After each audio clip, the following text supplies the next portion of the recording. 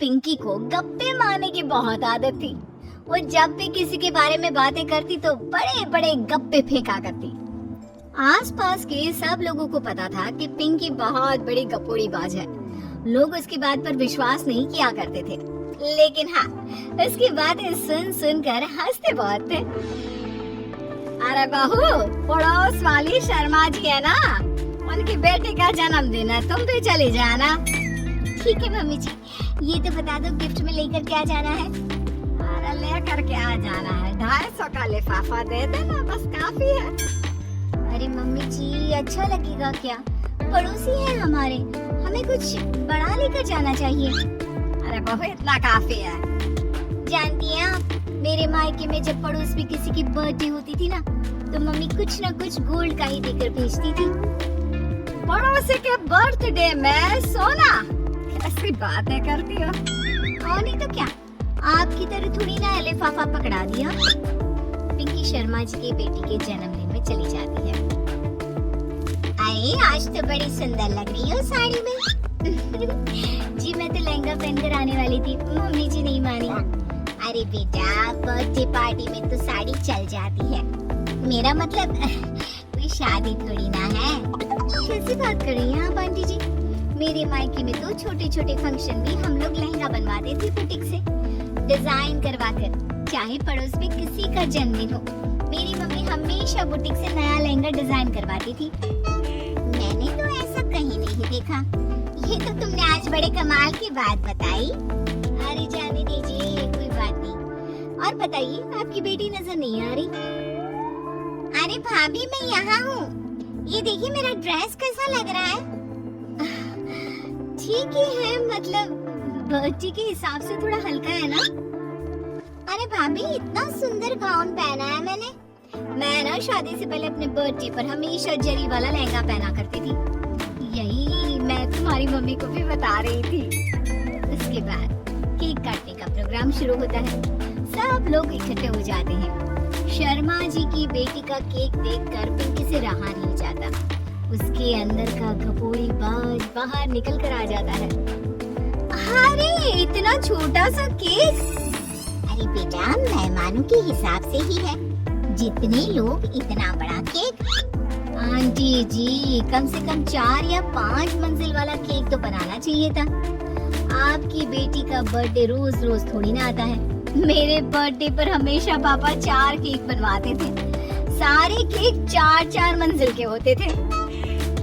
वहाँ पर सारे लोग उमा जी के मोहल्ले के ही थे और वो पिंकी के गप्पे मारने की आदत से अच्छी तरह वाकिफ थे, इसलिए सब लोग उसकी बात सुनकर हंसने लगे, लेकिन किसी ने पिंकी से कुछ नहीं कहा।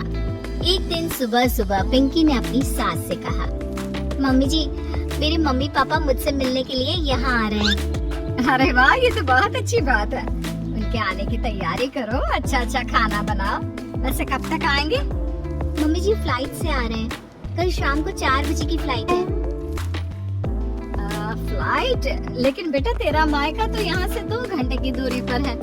तेरे मम्मी पापा फ्लाइट से कब से आने लगे? अरे मम्मी जी, आपको पता नहीं है, मेरे मम्मी पापा ना आधे घंटे की दूरी के लिए भी फ्लाइट का टिकट बुक करवाती है। अरे गप्पे थोड़े कम मारा करो बहू। कोई फ्लाइट से तब आएगा ना जब यहाँ पर एयरपोर्ट होगा। तुम्हारी मम्मी क्या उड़कर आएगी घर में?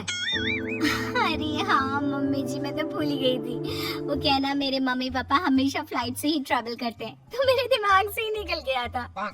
अगले दिन पिंकी के मम्मी और पापा पिंकी से मिलने के लिए उसके घर आते हैं।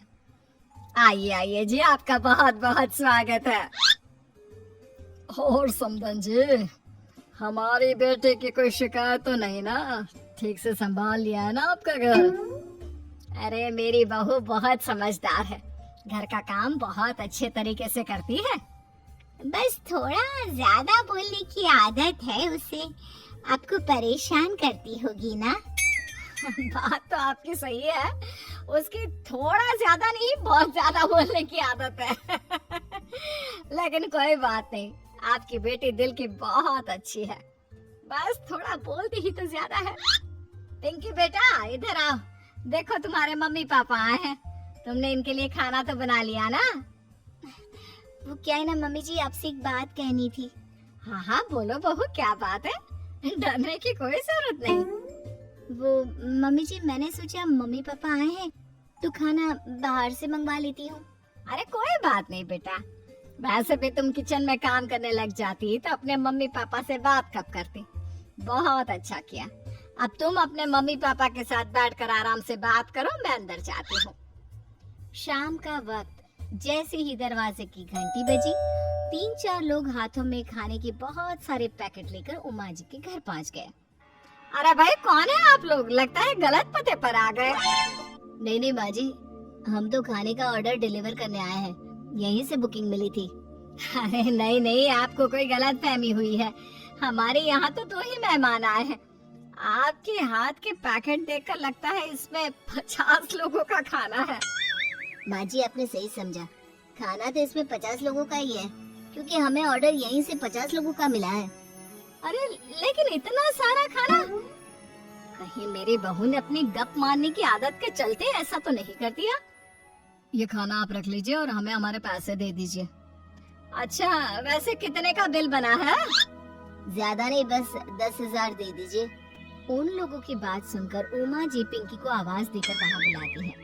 जैसे ही पिंकी वहाँ आती है, खुश होते हुए उन लोगों को वहाँ पर खाना रखने के लिए कहती है। अरे इतना सारा खाना क्यों मंगवाया बहू? अरे मम्मी जी, मैंने आपको बताया तो था, मम्मी पापा आए हैं तो मैं खाना बाहर से मंगवा रही हूँ। ये बात सही है बेटा, लेकिन 2 लोगों के लिए 50 लोगों का खाना? अरे मम्मी जी, कुछ कम पड़ जाए तो अच्छा थोड़ी ना लगता है, और मेरे मायके में तो ऐसा ही होता है, एक्स्ट्रा खाना मंगवाते हैं हम लोग। तभी पिंकी के मम्मी और पापा वहाँ पर आते हैं। अरे बेटा, एक्स्ट्रा खाना मंगवाने का मतलब ये थोड़ी ना होता है कि 2 लोगों के खाने के लिए 50 लोगों का खाना मंगवा लो। और बेटा, तुम्हारी गप मारने की आदत के चलते 10,000 का बिल आया है, तुम्हें नहीं लगता ये गलत है? देखो बहू, बढ़ा चढ़ाकर बातें करना अपनी जगह, लेकिन इतनी बड़ी बड़ी फेंकना भी गलत है ना। पहली बात तो इतने सारे पैसे लगे, और दूसरी बात खाना वेस्ट होगा।